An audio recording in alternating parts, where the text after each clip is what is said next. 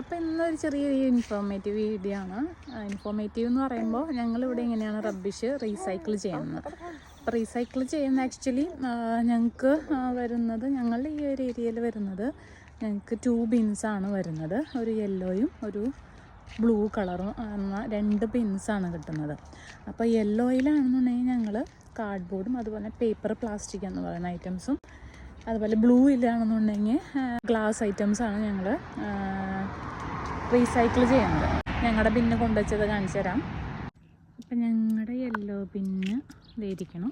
ഞങ്ങളുടെ ഈ ഒരു ഏരിയയിലെന്ന് പറയുമ്പോൾ ആ കാണുന്ന യെല്ലോ കവർ ഉണ്ടല്ലോ, ഞങ്ങൾക്ക് ജനറൽ വേസ്റ്റ്, അതായത് ഫുഡ് വേസ്റ്റ് അങ്ങനെ പറയുന്ന ഐറ്റംസൊക്കെ ഞങ്ങൾക്ക് ഈ ഒരു യെല്ലോ ബിന്നിൽ ഇവിടെ കിട്ടി. അപ്പോൾ ഒരേ ഏരിയയിൽ അത് ഡിഫറെൻ്റ് ആയിരിക്കും കേട്ടോ.